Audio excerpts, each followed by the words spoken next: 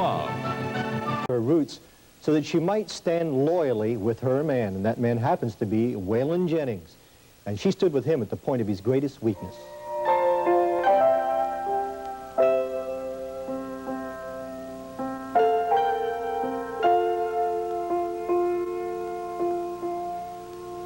I'm not Lisa. My name is Julie. Her name isn't Julie, and her name isn't Lisa. Her name is Jessi Colter, but even that's not quite true. The Lord spoke to my mother before I was born and told her that I would be a musician and that I would be called Miriam, and that I would encourage the hearts of the people and so forth. There's been a number of prophecies that he gave her about me. I chose to take my great-grandfather's name, really against Daddy's will, and I know it was against Mother's will. But she just trusted and knew it was going to work out okay, you know. I took Jessi Colter and have used it. Raised by a Pentecostal mother and a race car driver father, Jessi had an experience with the Lord at a very young age. However, some false expectations changed that. I think I got a little mad at the Lord one time when I was 16. I asked for an answer, and he didn't drop it out of heaven and do some big miracle. I got a little mad. That's the only time I remember. And in between there, something happened to your value system, didn't it? I mean, there were a number of changes took place that led you away from the foundational beliefs of your youth. Definitely. After I left home and married, I kind of got into studying philosophy and got into a very intellectual type circle. And from there, into thinking, oh, my poor mother, she's believed this fairy tale all these years. Oh, and I'm so smart now, and I realize the truth. And I didn't defiantly say I was an atheist or anything like that. I just had outgrown the idea that there was really a God. I'm gonna need somebody one of these days. You're gonna need somebody one of these days. When the hour strikes midnight and no death comes creeping in your room, you're gonna need somebody one of these days. Jessi's drift from God continued after the breakup of her first marriage. But then she met country western singer Waylon Jennings. He threw me for a loop. I bet you. I've never seen anything like that in my life. Where did you meet? I met him in Phoenix, and I was divorcing, and he had gotten his divorce, and we began seeing each other, and I just thought this was I just had never seen anything like this in my life. He was just, just one of the most exciting, really? Original, you know, kind of people I'd ever met. But I had been so frightened by some of these tales of people coming to me that he was on a terrible drug habit, which would, of course, the worst possible would have been the needle, you know. And he just happened to have Band-Aids on, you know. And so I just went to this pack of that, I've fallen now in love with this drug addict. What is happening, you know? And, of course, I confronted him with it, and he was appalled because it just so happens, thank God, that that's something he didn't ever do and would never do because he had a tremendous phobia, you know, about needles. In spite of Waylon's drug problem, he and Jessi married. In 1970, Waylon was stricken with hepatitis, creating a crisis which drove Jessi back to her roots. It was very scary and really rocked me, you know, emotionally and everything else, because I knew that it was just a real dangerous thing that we were going through. And I remember the thought, this is the first time, and this had been about 10 years of atheism, and I thought, well, there's always God, you know? Kind of like it's a joke a little bit, you know? I kind of said it jokingly. But, you know, there had to be something in there that there was a spot of sincerity, because it seemed like my head just began turning a little more in that direction from that statement on.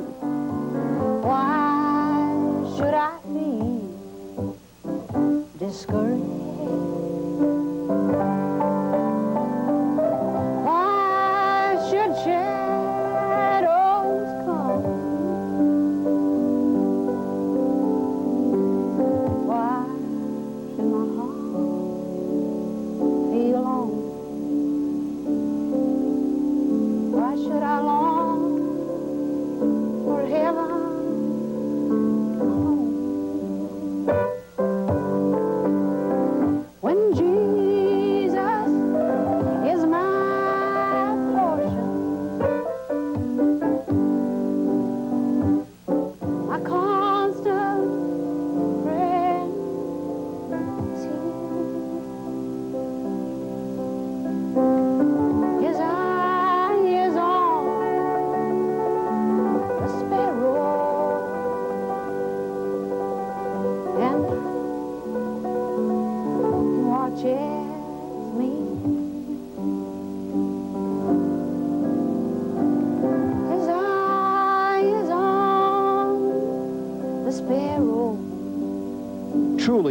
God's eye was on these two sparrows. Out of Jessi's crisis prayer, her life once again returned to the God of her youth. So I sing because I'm happy. I think we really had a strong love.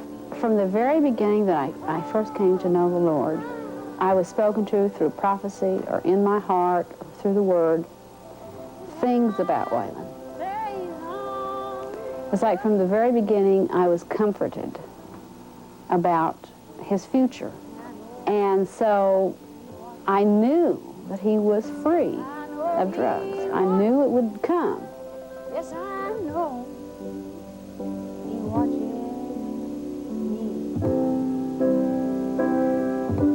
me. God has answered Jessi's prayer. The Lord has blessed them with a young son who Jessi and Waylon see as a true gift from God. And in the last year, Waylon has given up drugs.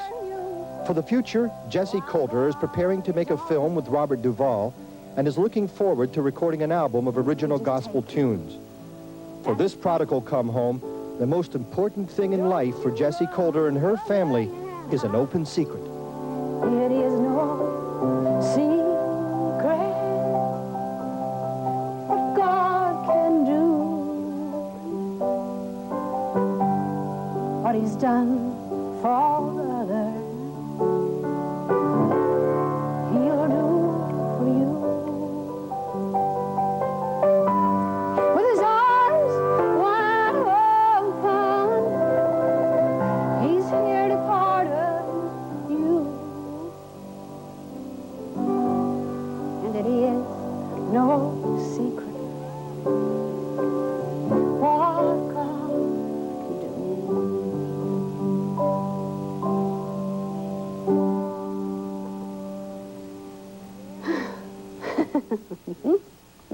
This is a lot of fun. No, very interesting, warm, intimate look at Jessi Colter. We make marriage vows to stand with each other in sickness and health and so forth. And she stood with this man at very difficult times for 15, 16 years. Waylon wouldn't talk on camera. I appreciated the fact that he came on at all, but I had a good talk with him off camera.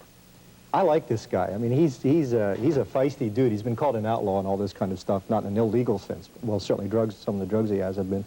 But I said, Waylon, people are praying for you.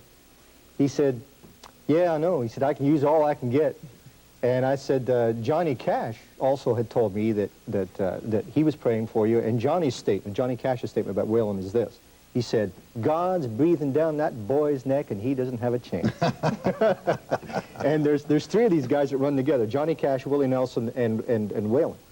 So something's going on there among them, and they're close friends. And John prays for them all the time. There's three of these women that get together, too, are Johnny Cash's wife, is June Carter Cash, and then Connie Smith, and Jessi. And Jessi is a praying lady. I mean, she intercedes. She spends serious time with God, praying and fasting. So I don't think Waylon's got a chance either. Can't you just see it, the great new hot hit gospel trio, Waylon, Willie, and Johnny Cash? Oh, yeah. And boy, I tell you, if Willie's watching, I'd love to talk to him because I think he's tremendous, and I'd like to pray.